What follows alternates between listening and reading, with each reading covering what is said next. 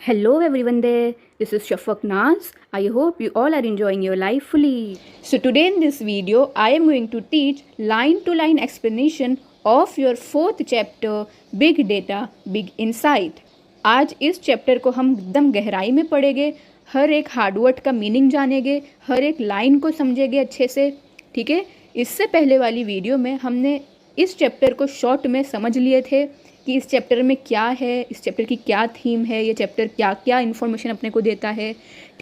हम आपके जो भी चैप्टर को पढ़ते हैं सबसे पहले उसकी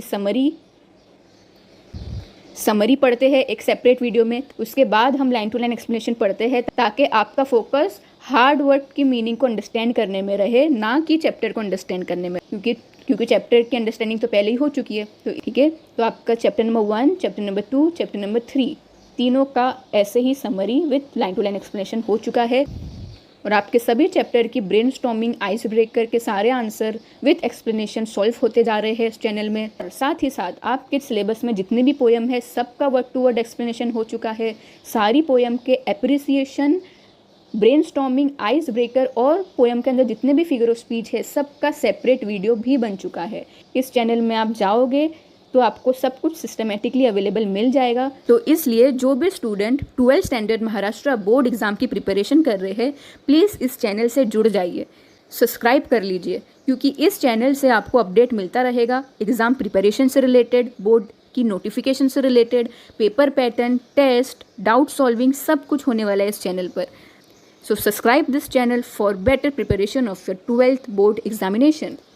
तो जिसने भी इस चैप्टर की समरी वीडियो नहीं देखी है प्लीज़ आप पहले समरी वीडियो देख कर आइए, क्योंकि उसमें मैंने सब कुछ इन्फॉर्मेशन दे चुकी हूँ, एग्जाम्पल देकर समझा चुकी हूँ। Okay, so now let's begin with this video. तो जैसा कि हमने इससे पहले वाली वीडियो में पढ़े कि हमको इस चैप्टर में सिर्फ 4 चीज़ ही ध्यान रखनी है। पहला तो what is big data, importance of big data, आज के ज़माने में बिग डेटा क्या इम्पोर्टेंट रोल प्ले कर रहा है ज़िंदगी में और दुनिया में। वो तीसरी चीज़ जो आपके इधर पे ये सब जो यूजेस लिखे हुए हैं, location tracking, understanding the weather, ये सारे ब्लू पॉइंट्स, और लास्टली कंक्लूजन। और एक बस अमेज़ॉन का एग्जांपल याद रखना, बाई चांस कभी पर्सनल रिस्पॉन्स टाइप का कुछ क्वेश्चन आ गया तो उसमें अमेज़ॉन ऐप का एग्जांपल देकर आना, क्योंकि सबसे बड़ा एग्जांपल वही है। जेफ बेजोस अमेज़ॉन कंपनी का मालिक, दुनिया का सबसे अमीर इंसान बन चुके हैं, बिल गेट्स को भी पीछे छोड़ दिए हैं सिर्फ और सिर्फ बिग डेटा की वजह से। तो स्टार्ट करते हैं चैप्टर के टाइटल से, बिग डेटा बिग इंसाइट। जितना ज़्यादा डेटा उतनी ज़्यादा पहुँच, इंसाइट मतलब पहुँच, गहरी पहुँच। हमारे पास जितना ज़्यादा डेटा होगा, हमारे पास जितनी ज़्यादा इन्फॉर्मेशन होगी, हमारी उतनी ज़्यादा पहुँच होगी। और बिग डेटा का मतलब तुम लोग को पता चल ही चुका है पहली वीडियो को देखकर कि बिग डेटा मतलब दुनिया में जितने लोग के पास भी मोबाइल है, लैपटॉप है, कंप्यूटर है, वो लोग वो गैजेट में जो कुछ भी कर रहे हैं सब कुछ मॉनिटर किया जा रहा है कंपनी के द्वारा। वो कंपनी वो सारे डेटा को स्टोर कर लेती है और वो इतने अबंडेंट अमाउंट में वो कंपनी के पास जो डेटा कलेक्ट हुआ है उसको बिग डेटा बोलते हैं। तो चैप्टर की शुरुआत हुई है, There is a revolution in the lifestyle of people which has been affected by a big data. Big data की वजह से हम इंसान लोग की जो लाइफस्टाइल है उसमें बहुत ही बड़ा चेंज आया है। रिवॉल्यूशन यानी ग्रेट चेंज, सिर्फ चेंज नहीं, ग्रेट चेंज, बहुत बड़ा चेंज आया है। तो ग्रेट चेंज की जगह तुम लोग ये वर्ड लिख सकते हो, रिवॉल्यूशन। किस किस फील्ड में चेंज आया है? हर जगह पूरा 360 डिग्री चेंज हो चुका है ह्यूमन लाइफस्टाइल का। किधर किधर? हमारी फूड हैबिट से लेकर हमारे health care, travelling, scientific pursuit, जो भी चीज़ का तुम नाम लो सब कुछ कवर करता है बिग डेटा। सब कुछ चीज़ में चेंज लाया है बिग डेटा ने। You name it and everything has change 360 degree, ठीक है। हर चीज़ में 360 डिग्री यानी पूरा गोल आकार में दुनिया में जितनी भी चीज़ है, हर एक फील्ड है, हर फील्ड में बिग डेटा बहुत ज़्यादा बड़ा चेंज लाया है। The massive data available with us can really work wonders. इतने ज़्यादा अबंडेंट अमाउंट में जो डेटा हमारे पास अवेलेबल है, मतलब यही बिग डेटा, वो बहुत वंडर कर सकता है, बहुत अच्छा काम कर सकता है। Friends, Do you know What happens when we like a post on Facebook or share a post on WhatsApp, visit any website, make online purchases or watch videos? यहाँ पे तुम लोग से सवाल पूछा है, दोस्तों क्या तुम लोग को पता है क्या होता है जब तुम कोई फेसबुक में पोस्ट लाइक करते हो या व्हाट्सएप में कोई पोस्ट को किसी को शेयर करते हो या कोई लिंक में जाके तुम विज़िट करते हो या कुछ ऑनलाइन तुम कुछ खरीदते हो या कोई भी तुम वीडियो देखते हो यूट्यूब में या कहीं और, तो क्या होता है? Do you know? तुमको पता है? तो क्या होता है देखो, yes, whatever activity we do online is recorded, monitored and analyse. कि जो भी चीज़ हम अपने मोबाइल में करते हैं सब कुछ क्या होता है, रिकॉर्ड किया जाता है, देखा जाता है, कलेक्ट किया जाता है और उसको बाद में पढ़ा जाता है, एनालाइज किया जाता है। ठीक है, जो भी चीज़ तुम कर रहे हो, वॉट एवर एक्टिविटी ऑनलाइन, कहीं भी, वो व्हाट्सएप हो, वो फेसबुक हो, वो कोई ऑनलाइन शॉपिंग हो, गूगल हो, यूट्यूब हो, कुछ भी हो, सब कुछ रिकॉर्ड, मॉनिटर्ड यानी देखा जा रहा है, एनालाइज यानी उसके ऊपर डिटेल स्टडी भी की जा रही है। ठीक है, अब क्यों ऐसा हो रहा है उसके पीछे का तुम लोग को रीज़न अच्छे से पता है। So a huge amount of data is collected, इतना सारा डेटा हमारा कलेक्ट किया जाता है। Let me give you an idea of how huge the data might be. अब यहाँ पर बोल रहे हैं जो भी डेटा हमारा कलेक्ट किया जा रहा है वो पूरे दुनिया में जितने भी लोग के पास मोबाइल है, कंप्यूटर है, सबका कलेक्ट किया जा रहा है, तो वो कितना बड़ा होगा उसका आइडिया वो लोग आगे वाली लाइन में देने वाले हैं। तो कितना बड़ा है देखो, big data can be petabytes or exabyte of data consisting of billions to trillions of records of millions of people from all the different sources, for example website, sales, customer, contact center, social media, mobile data and so on।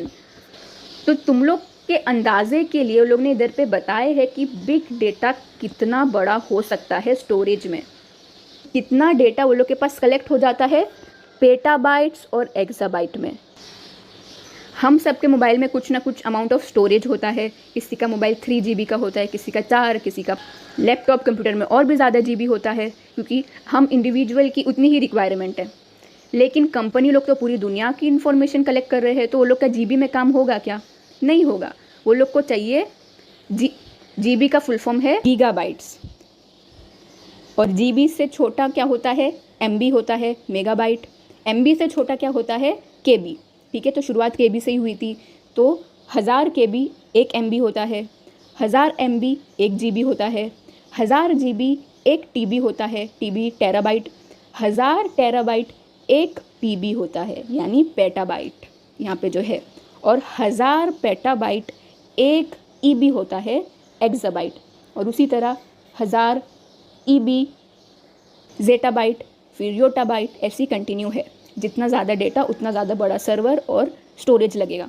ठीक है, तो petabyte और exabyte क्या है?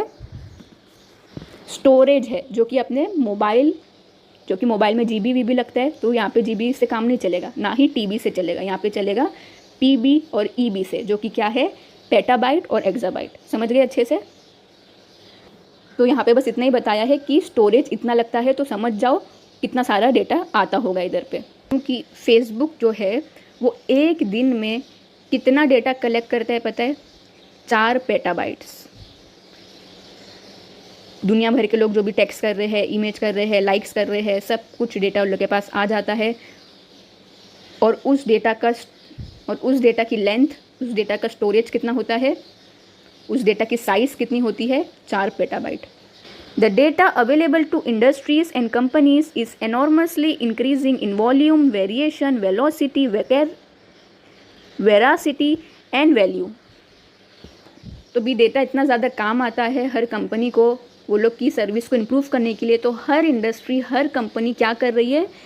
Big data को बहुत ही ज़्यादा amount में, यानी एनॉर्मसली क्या कर रही है?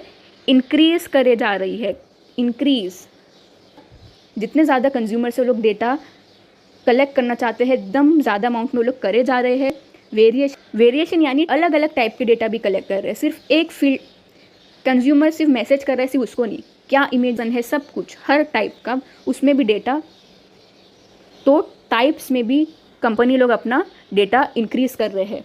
वेलोसिटी यानी स्पीड में भी कर रहे हैं ऐसा, यानी कि कंज्यूमर ने अभी कुछ एक्टिविटी किया उस ऐप में 5 मिनट के अंदर वो कंपनी को पता चल जाना चाहिए कि क्या एक्टिविटी हुई है, ठीक है। स्पीड में भी इंक्रीज कर रहे हैं। वेरासिटी मतलब एक्यूरेसी मतलब एकदम करेक्ट डेटा अपने पास आना चाहिए। जब डेटा ही गलत आया तो एनालाइज भी गलत होगा और कंक्लूजन तो एकदम ही गलत आएगा। तो इसलिए सबसे इंपॉर्टेंट है जो भी डेटा कलेक्ट हो रहा है वो सच और ऑथेंटिक कलेक्ट होना चाहिए। एंड वैल्यू ये क्या है कि वैल्यू में कैसे इंक्रीज कर रहे हैं, मतलब अगर कोई डेटा इतना कलेक्ट हो रहा है और वो किसी के काम का ही नहीं है तो क्या फ़ायदा इतना डेटा कलेक्ट करके, है ना। कंपनी ने इतना ज़्यादा डेटा कलेक्ट करी और वो किसी के काम ही नहीं आया, ना कंपनी के काम आया ना उसके कंज्यूमर के काम आया, तो वो डेटा की कुछ वैल्यू रहेगी क्या, नहीं। इसलिए सब कंपनी और इंडस्ट्री क्या कर रही है, वैल्यू को भी इंक्रीज़ कर रही है कि जो भी कंक्लूजन निकलता है वो डेटा को पढ़ने के बाद वो काम का होना चाहिए, कंपनी के भी काम आना चाहिए और कंज्यूमर के भी काम आना चाहिए। अब तुम लोग सोच रहे होगे इतना ज़्यादा डेटा कलेक्ट होता है तो वो तो समझ में आता है, वो कंप्यूटर का काम है, वो कंप्यूटर कर लेता है कलेक्ट। सेकंड स्टेज में इतने सारे डेटा को पढ़ने कौन बैठता है, तो उसका आंसर नेक्स्ट लाइन में दिया हुआ है। Such a big data is easy to obtain but so massive that it challenges the current computing technologies. Big data obtain करने में तो ईजी है, कलेक्ट करने में तो ईजी है, लेकिन वो इतना ज़्यादा बड़ा है कि वो हमारी जो आज की कंप्यूटर टेक्नोलॉजी है उसके लिए थोड़ा ये टफ है इतने सारे डेटा को अंडरस्टैंड करना और एकदम बराबर कंक्लूजन देना। तो यहाँ पे ह्यूमन माइंड का होना बहुत ज़्यादा ज़रूरी है। कंप्यूटर ये चीज़ को अंडरस्टैंड नहीं कर पाएगा क्योंकि डेटा बहुत ज़्यादा है और यहाँ पे अपने को ह्यूमन इमोशन समझना है कि लोग क्या खरीद रहे हैं, क्या मैसेज भेज रहे हैं, कौन सी डीपी डाल रहे हैं, क्या नहीं कर रहे, कौन सा प्रोडक्ट खरीद रहे हैं, कौन सा नहीं खरीद रहे हैं। तो ये चीज़ कंप्यूटर नहीं समझ पाएगा। इंसान के इमोशन को सिर्फ इंसान ही समझ सकता है। इसलिए hence big data analytics is used to give insights that were previously incomprehensible. इसलिए कंप्यूटर तो ये काम नहीं कर पाएगा, इसलिए क्या होता है, एनालिटिक्स लोग जो होते हैं, जो एक्सपर्ट होते हैं, इकोनॉमिक्स लोग जो स्टैटिस्टिक को जल्दी समझ जाते हैं, वो लोग की बहुत बड़ी टीम क्या करती है, ये बिग डेटा को समझती है, इनसाइट गहराई में समझती है, तो कि पहले कंप्यूटर लोग नहीं समझ पाते थे। इनकॉम्प्रिहेंसिबल यानी नॉन अंडरस्टैंडेबल, नहीं समझ पाना। आज के ज़माने में ऑथेंटिक कंक्लूजन निकालने के लिए जो कि पहले कंप्यूटर अंडरस्टैंड नहीं कर पाता था, ठीक है। तो इसमें इतना ही है बस। Big data analytics is a complex process of examining large and varied data set or big data to uncover information such as hidden patterns, unknown correlation, market trends and customer preferences। वही है ये big data analytics. अब जो expert लोग की team बनाई होती है वो प्रोसेस भी इतना आसान नहीं है कि वो लोग कंप्यूटर में जाके बैठ गए, डेटा को देखे और समझ गए। वो प्रोसेस क्या है, कॉम्प्लेक्स है, यानी हार्ड है, टाइम लेता है, होता है, लार्ज होता है और वैरायटी होती है। अलग अलग टाइप का डेटा कलेक्ट है, सिर्फ एक टाइप का नहीं है। इमेज भी आ रही है, डॉक्यूमेंट्स भी आ रहे हैं, टेक्स्ट भी आ रहे हैं, एप्लीकेशन भी आ रहे हैं, GIF भी आ रहा है, सब कुछ है, वैरायटी है, लार्ज है। तो इसलिए ये प्रोसेस जो है एग्जामाइन करने का, बिग डेटा को अंडरस्टैंड करने का, वो थोड़ा कॉम्प्लेक्स है। डेटा को पढ़ने के बाद हम क्या छुपी हुई चीज़ को पहचान सकते हैं, कोई दो चीज़ के बीच में क्या रिलेशन है, मार्केट में क्या ट्रेंड चल रहा है, लोगों को क्या पसंद आ रहा है, क्या पसंद नहीं आ रहा है। With such a huge data available with the industries, they can have innumerable advantages. Hence, all the industries are trying to reap the maximum benefit from it. तो इतना ज़्यादा ह्यूज डेटा इंडस्ट्री लोग के पास अवेलेबल हो जाता है, वो लोग के पास n नंबर ऑफ क्या है फ़ायदे हैं, एडवांटेजेस है, हद से ज़्यादा, इनमेमोरेबल, मतलब ऐसे नंबर जिसको गिन ही नहीं सकते, इतने ज़्यादा advantages. Many industries have advanced by miles from their competitors. बहुत सारी इंडस्ट्री अपने कॉम्पिटिटर से लाखों, बहुत मील आगे निकल चुकी है। मैनी इंडस्ट्रीज़ हैव एडवांस, आगे बढ़ गई है मीलों अपने कॉम्पिटिटर से, यही बिग डेटा के फंडा को यूज़ करके। It is not the amount of data that is important, but what the organisations do with the data is what matters. कि जो कंपनी के पास इतना हज़ारों लाखों अमाउंट में डेटा कलेक्ट हुआ है वो ज़रूरी नहीं है। Amount is not important here, what is important here कि वो डेटा से ऑर्गेनाइजेशन क्या कर रहा है वो। तो बस यहाँ पे इतना ही है। अब फटाफट यूजेस पढ़ते हैं बिग डेटा का। सबसे पहला यूज़ बिग डेटा का जो होता है, तो सबसे पहला है location tracking. Big data has been useful in identifying and tracking the exact location of a place. Your GPS and Google map make use of big data. पता ही है अपनी आज की ज़िंदगी सबसे ज़्यादा आसान हो गई है गूगल मैप्स GPS की वजह से। हम कहीं अकेले भी होते हैं और हमको रास्ता मालूम नहीं होता है हमारे, तो हम जल्दी से गूगल मैप GPS खोल के कहीं भी जा सकते हैं। रोड के नाम लिखे होते हैं, दुकान के नाम तक लिखे होते हैं, इतनी सारी गली लिखी होती है। तो वो गूगल मैप में GPS में क्या स्टोर है? डेटा ही तो स्टोर है ना। और वही डेटा अपने को यूज़ आ रहा है क्या करने में? लोकेशन पता लगाने में, लोकेशन ट्रैक करने में।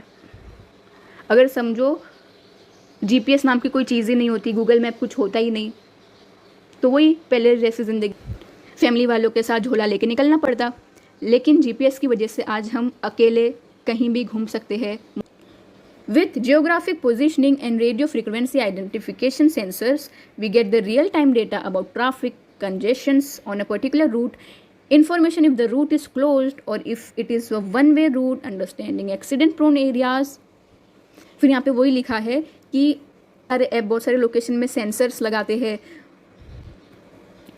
और वो सेंसर मॉनिटर करते रहते हैं वो एरिया को, और वो सेंसर उस एरिया में क्या चल रहा है रियल टाइम में, मतलब जैसा लाइव नहीं होता है कि समझो एक एरिया है, उधर पे लोग ने एक सेंसर लगा के रखे, तो उस एरिया में समझो शाम 4 से लेकर 7 बजे तक बहुत ज़्यादा ट्रैफिक रहती है, बाकी टाइम में इतनी ट्रैफिक नहीं रहती है। तो ये सारी इन्फॉर्मेशन कंपनी वाले लोग को मिलेगी और वो लोग GPS में ऐड कर देंगे, और फिर अपन कंज्यूमर लोग को और अपन यूज़र लोग को उस मैप की वजह से पता चल जाएगा कि इधर 4 से लेकर 7 बजे तक ये एरिया में ट्रैफिक रहती है, 1 बजे से लेकर 2 बजे तक कम ट्रैफिक रहती है, सुबह बिल्कुल भी नहीं रहती है। ठीक है, तो ये सेंसर की वजह से रियल टाइम डेटा भी अपने को मिलता है ट्रैफिक के बारे में। ठीक है, करंट सिचुएशन के बारे में पता चलता है कि अभी मैं 2 मिनट में उधर जाऊँगी तो ट्रैफिक मिलेगी या नहीं मिलेगी। ठीक है, तो रियल टाइम ये वर्ड याद रखो। Congestion on a particular route, मतलब कि वो रास्ता छोटा है कि लंबा है, वो भी अपने को पता चलेगा। रूट चालू है या बंद है, ऑफ कोर्स रियल टाइम है तो पता चलेगा ही ना कि वो रास्ता खुला है या बंद है, वो वन वे रूट है या वो खुल जाता है, या वो एक्सीडेंट प्रोन एरिया, ये तक बता देता है कि ये एरिया में एक्सीडेंट होते हैं या नहीं होते हैं। मतलब कोई समझो मैं GPS ऑन करी और गाड़ी लेके कहीं जा रही हूँ और GPS में आ गया कि ये एरिया में एक्सीडेंट ज़्यादा होते, तो जल्दी से मैं अलर्ट हो जाऊँगी और वो रास्ते में नहीं जाऊँगी, या तो जाऊँगी भी तो एकदम अलर्ट होके जाऊँगी। ठीक है, you can plan your own route according to the travel time and the transportation of goods. If you have ordered something online, you can track the location of your goods in transit.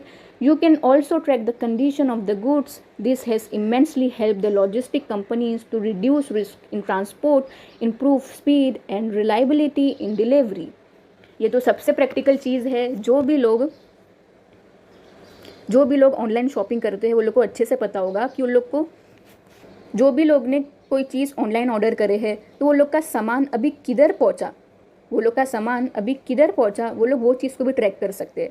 Plus वो good की क्या condition है उसको भी track कर सकते हैं। वो कंपनी वाला जिसका ये प्रोडक्ट था वो भी उस चीज़ को देख सकता है। तो इससे क्या होता है, वो कंपनी को भी ये चीज़ बहुत ज़्यादा काम आती है। क्या रिड्यूस करने में, रिस्क रिड्यूस करने में। कौन सा रिस्क? ट्रांसपोर्ट में कोई प्रॉब्लम हो गई, या जो समझो ट्रक में कोई सामान जा रहा था, वो कोई एक सिटी तक पहुंचा और उसके बाद समझो कोई सामान कोई कंज्यूमर तक पहुंचा ही नहीं, तो वो ट्रैकिंग ऑन करके देख सकते हैं। अगर बाई चांस वो ट्रैकिंग में भी कुछ गड़बड़ निकली तो एटलीस्ट इतना तो पता चलेगा कि ये एरिया तक ये सामान आया, उसके बाद ये कहीं गायब हो गया है। ठीक है, अब नेक्स्ट फटाफट पढ़ते हैं अंडरस्टैंडिंग द वेदर पैटर्न। जैसे कि जीपीएस में पढ़े, एरिया में सेंसर लोग लगाते हैं तो वो एरिया में जो कुछ भी होता है लोग को रियल टाइम में इन्फॉर्मेशन मिलती रहती है। उसी तरह वेदर के केस में भी है, वेदर सेंसर लगाए जाते हैं अराउंड द ग्लोब, सैटेलाइट भी घूम रहे हैं हमारे अर्थ के ऊपर। ये सारी चीज़ें भी बहुत ज़्यादा डेटा कलेक्ट कर रही है और हमको कंटिन्यूसली इंफॉर्मेशन मिल रही है huge amount of data is continuously being receive from them. ठीक है, देम यहाँ पे कौन है? Weather sensor and satellite. ये लोग डेटा कलेक्ट कर रहे हैं और अपने को पहुँचा रहे हैं। सैटेलाइट पता है ना, अर्थ के ऊपर स्पेस में घूमता रहता है। ऐसा आने वाले टाइम में मौसम कैसा होगा उसकी फोरकास्टिंग करने में मदद करता है। फोरकास्टिंग मतलब पहले से ही जाना कि आने वाले फ्यूचर में क्या होने वाला है। तो पता ही है न्यूज़ वाले लोग अपने को पहले ही बता देते हैं कि कल सुनामी आने वाली है, कल इधर फ्लड आने के चांसेस है। जैसा कि अभी रिसेंट 1 महीने पहले ही देखे थे हम, मुंबई में सुनामी आने वाली है। इसकी इन्फॉर्मेशन अपने को 2-3 दिन पहले ही न्यूज़ वाले लोग ने बता दिए थे और वैसे आई भी सेम टू सेम। तो ये सारे सेंसर ही अपने को इन्फॉर्मेशन देते हैं और अपने को पता चलता है। और फिर वो डेटा को एक्सपर्ट लोग पढ़ते हैं और फिर लोग बता देते हैं कि क्या होने वाला है।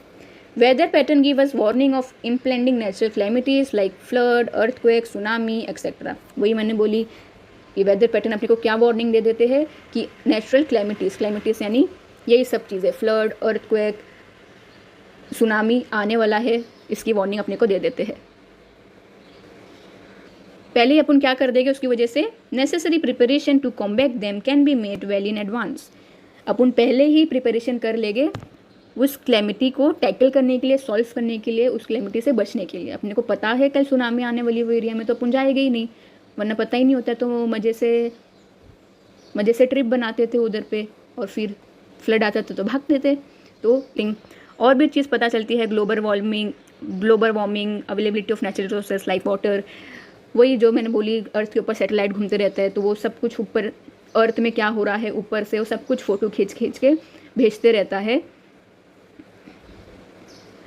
तो उससे अपने को ये भी पता चलता है कि कितना पानी अपने अर्थ में बचा है, कौन से रिसोर्सेज बचे हैं, कौन से रिसोर्सेज बचे हैं, कौन से नहीं बचे हैं। ये सब इन्फॉर्मेशन अपने को मिलती रहती है। ठीक है, फिर नेक्स्ट है health care industry. Today we see that people have become health conscious. The smart watches, other